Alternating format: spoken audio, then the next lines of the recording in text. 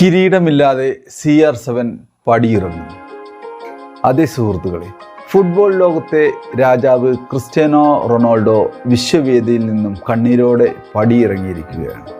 ഒരു തലമുറയെ മുഴുവൻ ആവേശത്തിലാഴ്ത്തിയ CR7 തൻ്റെ അവസാന ലോകകപ്പിലും ആഗ്രഹിച്ച കിരീടം സ്വന്തമാക്കാൻ കഴിഞ്ഞില്ല.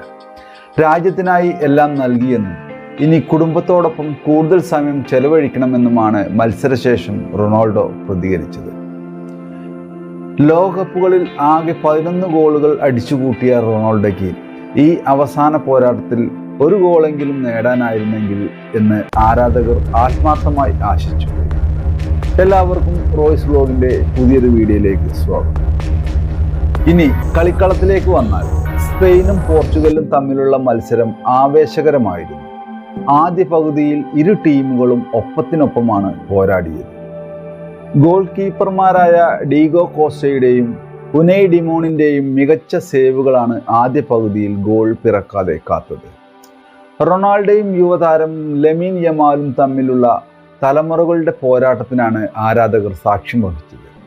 യമാലിൻ്റെ മുന്നേറ്റങ്ങളെ പോർച്ചുഗലിൻ്റെ ന്യൂനോ മിൻസ് പൂട്ടിയിട്ടെങ്കിലും 55-ാം മിനിറ്റിൽ മിൻസിന് പരിക്കേറ്റ് പുറത്തു പോകേണ്ടി വന്നത് പോർച്ചുഗലിന് വലിയ തിരിച്ചടിയായി. റൊണാൾഡോയ്ക്ക് പലയിടങ്ങളിലും വേഗത കണ്ടെത്താനാകാതെ കിതയ്ക്കുന്ന കാഴ്ചയും നമ്മൾ കണ്ടു. ഒടുവിൽ മത്സരത്തിൻ്റെ 85-ാം മിനിറ്റിൽ പകരക്കാരനായി ഇറങ്ങിയ മൈക്കിൾ മെറിനോ സ്പെയിനായി ആ നിർണായക ഗോൾ നേടിക്കൊണ്ട് പോർച്ചുഗലിൻ്റെ നെഞ്ച് തകർത്തു. ഈ ഒരൊറ്റ ഗോളിലാണ് സ്പെയിൻ 1-0 വിജയിച്ച് ക്വാർട്ടറിലേക്ക് യോഗ്യത നേടിയത്.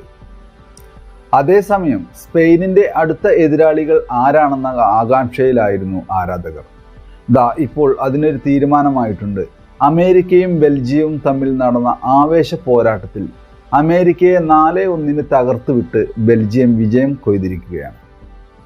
അതുകൊണ്ട് തന്നെ വരാനിരിക്കുന്ന ക്വാർട്ടർ ഫൈനലിൽ ശക്തരായ സ്പെയിൻ നേരിടാൻ പോകുന്നത് ബെൽജിയത്തെയാണ്. മൈതാനത്ത് ഇനി ആര് വാഴും ആര് വീഴുമെന്ന് നമുക്ക് കാത്തിരുന്ന് കാണാം. ക്രിസ്റ്റ്യാനോ റൊണാൾഡോയുടെ പ്രകടനത്തെക്കുറിച്ച് നിങ്ങളുടെ അഭിപ്രായങ്ങൾ താഴെ കമൻ്റായി രേഖപ്പെടുത്തൂ. വീഡിയോ ഇഷ്ടമായാൽ ചങ്കുകളെ ലൈക്ക് ചെയ്യാനും ഷെയർ ചെയ്യാനും സബ്സ്ക്രൈബ് ചെയ്യാനും മറക്കരുത്. അടുത്ത നല്ലൊരു വീഡിയോയുമായി കാണുന്നതുവരെ ഓക്കെ, ബൈ.